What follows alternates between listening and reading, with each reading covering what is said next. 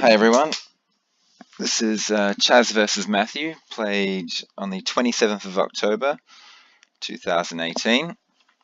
Let's get into this. Okay, e4, e5. Okay, we got Ray Lopez, d6. Okay, I'm sorry, I don't know this line. Just as an initial thought, something like d4 looks good here when your opponent plays a move like d6, blocking his own bishop in. It's a bit of a passive move, and I like to do things like d4 in response to this sort of thing. But it's not really book, and I assume, yeah, there's a lot of book lines here. Well, the main book line here is d4. That's good to know. But what was I? Okay, but what he did was quite fine, just castling. I think it's fine. So bishop d7, I'm pinning the knight. Yeah, I mean, it's a move. c3. I mean, this is one of the things about playing a move like d6, is that it does give white quite a bit of freedom to do stuff like c3 and d4 and trying to set up a big center. If you play a different line right from the start, you don't give your opponent that sort of freedom. Just throwing knight f6 out straight away and attacking the e-pawn. It doesn't give white doesn't have as much freedom to do whatever he wants. But playing a move like d6 means, and particularly bishop d7 afterwards, you're just giving your opponent time to do this sort of thing. So I think Chaz has done well here to sneak in c3 and go for the big center. So knight f6. I mean, he's played rook e1 here, which I think is perfectly fine, defend the pawn. But usually in this sort of situation, you can actually get away with d4 straight away, and taking the pawn is usually considered really bad because it lets attacks come down the e-file against your king. I mean, you're guaranteed to get the pawn back, but playing it a bit slower and going rook e1 should also be perfectly fine. a6, bishop a4, bishop e7. So black's just just developing, getting his pieces into decent positions, and well, not decent, but just getting them developed anyway. So d4. So white's just got a far more comfortable position. Black is going to be playing defensive, and that's one of the downsides of playing a move like an early d6. E takes d4, c takes. White's center is lovely. Now black has to constantly worry about things like e5 and d5, or both. And so black played b5. I just went back for a second then because I saw the engine jump. The b5, now it says white's winning by 1.27, 1.23 pawns, whereas before b5 was played, white was only up by half a pawn. So we got to work out why b5 is no good. I'm just going to delete these. So yeah, why is b5 no good? I mean, I'd be worried about this pawn charging through the middle of the board, definitely. According to the engine, just castling, which makes perfect sense, getting the king off that half-open e-file before anything happens. So if b5 gets played here, the most crucial line seems to be to just ignore that pawn attacking the bishop and look straight at e5 straight away. So just looking at the engine line, the engine actually says bishop c2 is really good for white, and bishop b3 is really good for white as well. It says e5 is the third best move, so obviously doing it right now is not the best time. For example, takes. Sack the knight, yeah, and then grab the bishop at the end. What sort of position are we looking at here? So the biggest problem is everything just got swapped off, and white isn't developed yet. So maybe opening the position up straight away with e5 doesn't make sense from that point of view. You should have your whole army developed before you open it up. Okay, so after b5, bishop c2 is the engine's favorite move here, which makes a lot of sense. It's hard to see why the engine didn't like b5 in the first place, except maybe to say that you're chasing the bishop to somewhere where it actually wants to go. So sitting on c2, defending the e-pawn, and making it very hard for this king to castle, because that e5 break will release the bishop onto the king. The thing I love about this position for white, though, in general, is just the fact that white chooses when the position opens up. Black really doesn't have much of a say in the matter.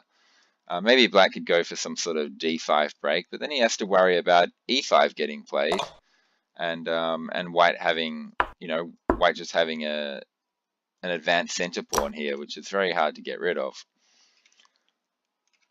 Okay, so b5, bishop b3 was played. It seems fine. I mean, it was considered the second best move by the engine.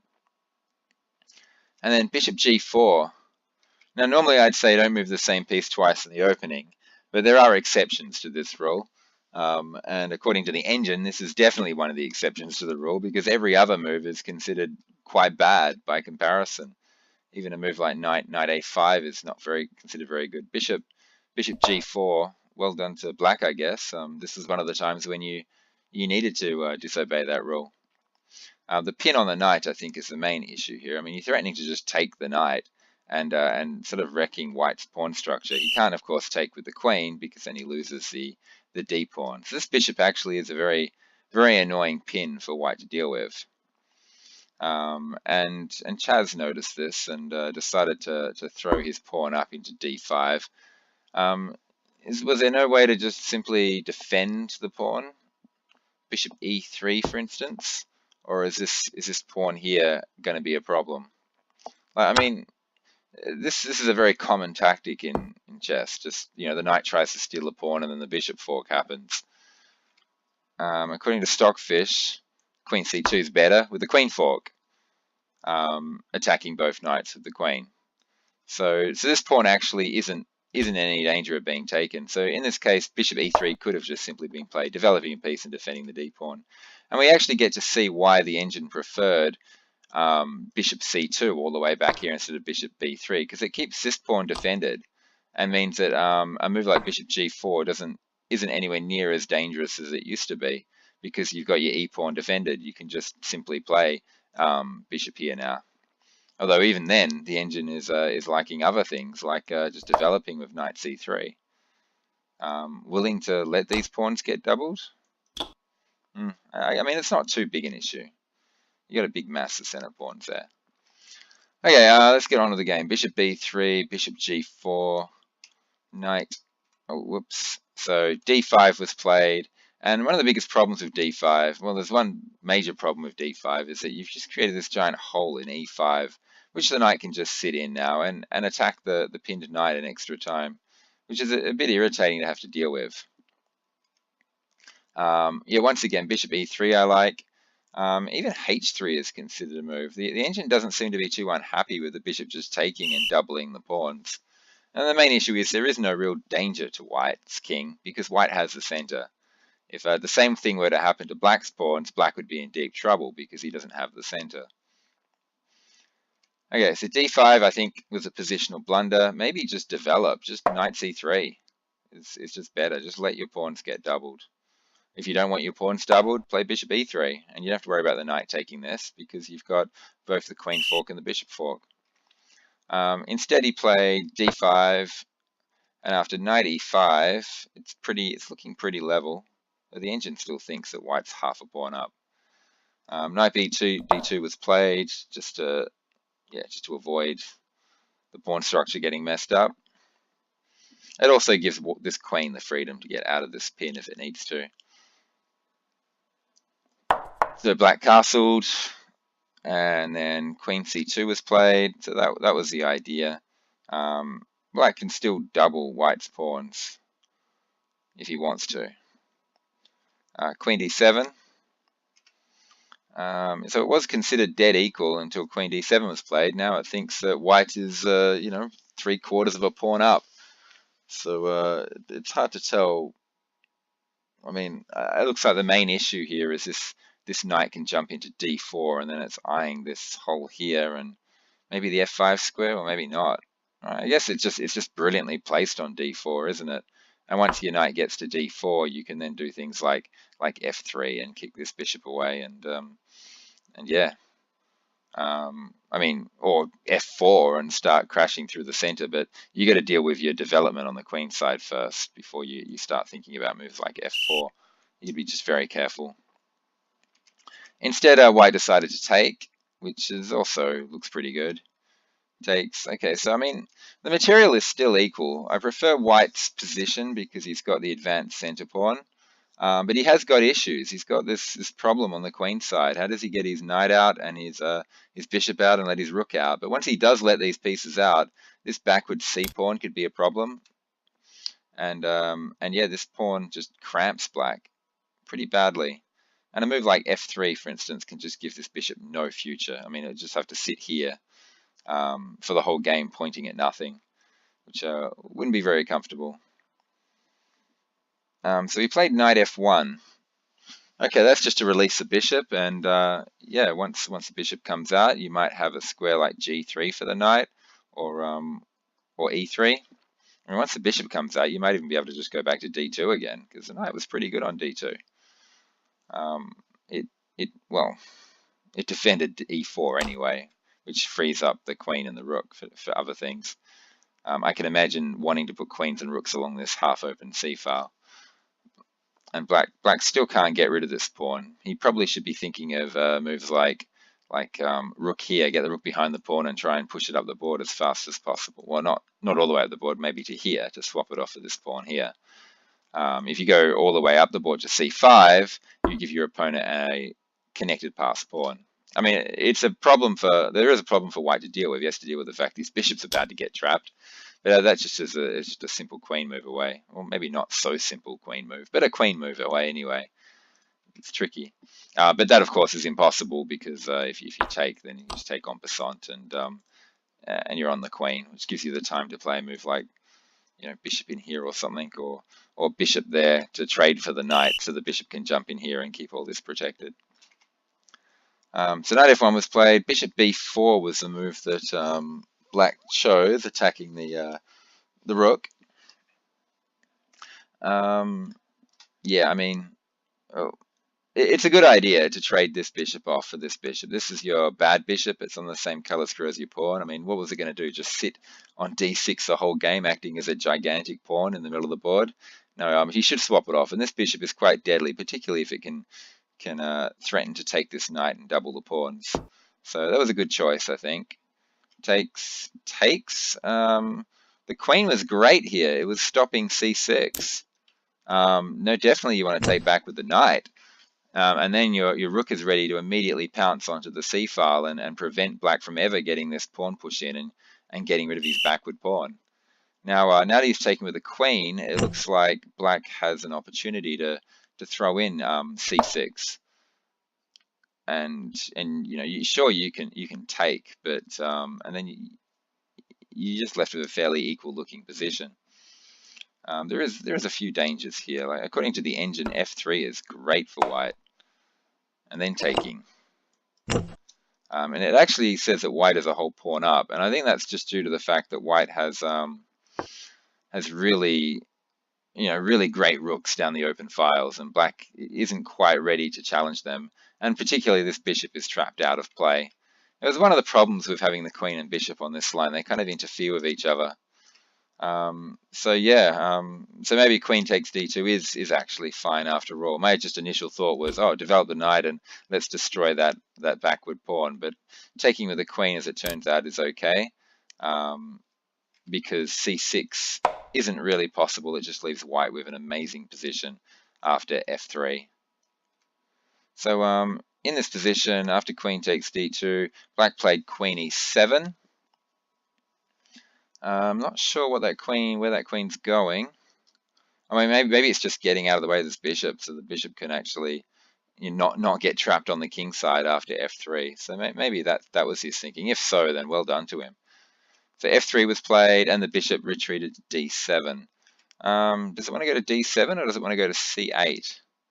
And just from d7, it gets in the way of the queen defending this pawn, but that's probably not a problem if you're planning to play something like rook here or rook here, more likely, and playing a quick c6. So yeah, maybe bishop d6 there. Maybe bishop d7 is fine. Rook ac1 attacks the backward pawn. Rook ac8 defends it. These guys are actually doing very well. They both understand where the weaknesses are. Well done to Matthew, noticing the danger on his, the problem with his bishop, his piece harmony on the king side, and he got his queen out of the way so his bishop can drop back. He seems to understand that c6 is the move he wants to play to get rid of his weakness, and Chaz seems to understand that attacking that weakness is what he wants to do. This is really good stuff. This is high level planning from the two of them. So knight e3 was played now. That's a really good spot for the knight.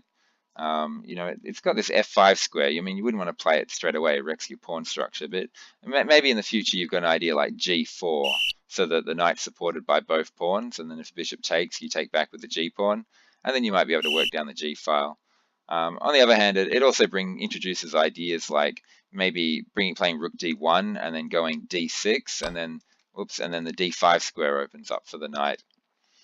But it's just an irritating spot for Black to have to deal with, the fact that he has to constantly worry about knight coming in here or that pawn moving and knight coming up here.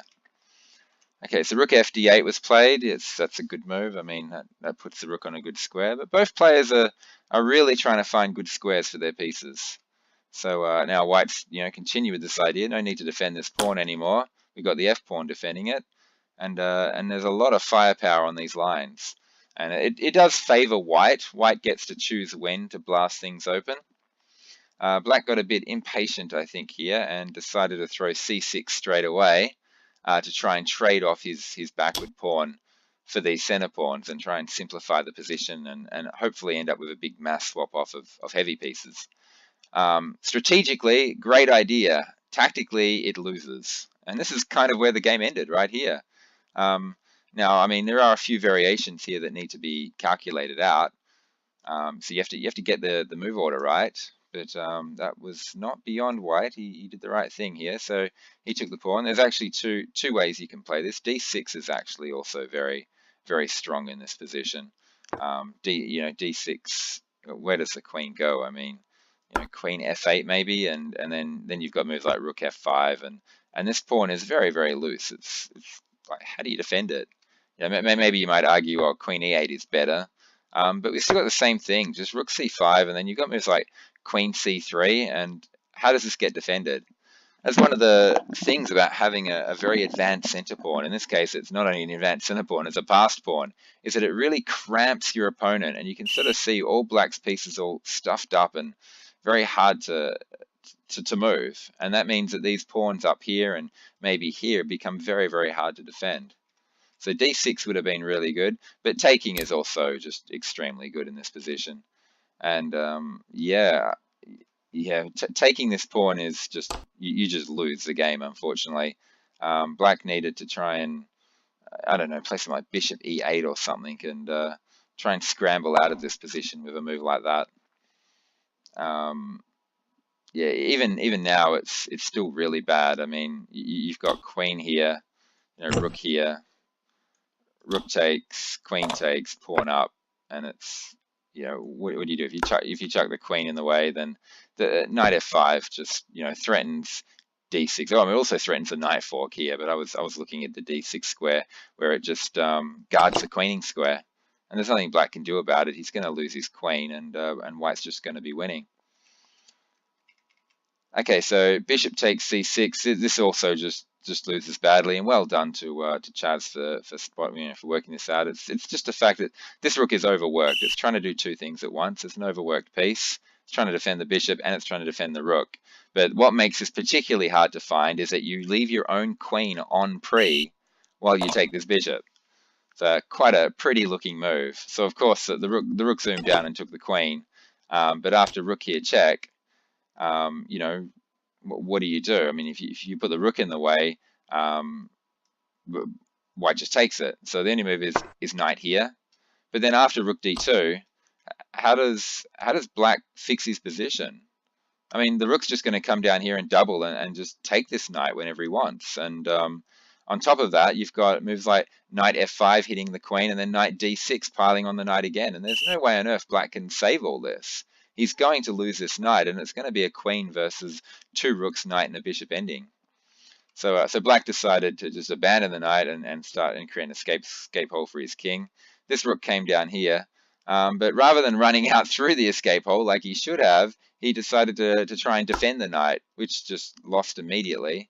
I mean, a lot of players would be tempted here to just trade, and this is also, perfectly easily winning for white. He's just left in a situation where he's 2 pieces up with an easy win. But to White's credit, he didn't do that. He played a very, very cheeky move, knight f5, attacking the queen, and what does black do here? Where does his queen go? He can't move anywhere to defend the knight. If he runs away from danger of the knight, he gets mated instantly. So so like the only move he can play here is actually to take that rook. It's his only viable move, and now he's not just a bishop and knight down, he's a bishop and a rook down, and this knight is still pinned, and he's basically zugzwanged. Like he can't do anything. If he plays g6 attacking the knight, then I just goes to d6, and white wins a whole nother piece on top of everything. Or does he? I mean, there's king e7. So yeah, okay, he doesn't win a whole piece. He just trades knights, doesn't he? It doesn't really matter. It's rook and bishop versus king. This game is over. So extremely high quality game from both players. It was very well done. I think black played a bit passively, but solidly, and they both understood the position very well. Both aware of the weaknesses in black's position. Black was playing to try and remove the weaknesses and did so very well, and white was playing to attack the weaknesses. So both players, right up until this point, did really well, and here black needed to be a bit more patient. c6, the variations did not work out for him. He needed instead to to play something like I don't know, just blockade the pawn with queen d6 maybe. Can you get away with knight e8? I mean, here's a very nice tip for players looking at this game. If your opponent has an advanced center pawn and he doesn't have another pawn alongside that can control the next square, getting a knight in behind that pawn is usually a very good way to blockade it. In this case, something like knight e8 is what I'd be looking at, with the idea of running the knight into d6. And that knight's very annoying there, because yeah, so let's just take the engine suggestion, king here, and the knight actually makes its way to d6. It's annoying to have to deal with a move like this, because the knight actually attacks the defending squares of the passed pawn. The one issue though for black is this is very, very weak, and well, obviously not now, but that's very, very weak. So he might not be able to get away with this sort of thing. He has to play something like bishop here and then rook there to just keep it all defended, and then there's pins and problems. But the knight here could be really good from the point of view of playing a move like f5, for instance, and then both the pawn and the knight put an enormous amount of pressure on that pawn. So anyway, I'm going to stop there, but really, really great game, and it was all over in one move. Black made the one tactical mistake this game, and white, to his credit, brilliantly pounced all over it and found the variations, found the queen sack, and won the game. It was really, really good. Okay, that's it for now. I hope everyone learned something from this game, and thanks for listening. Bye.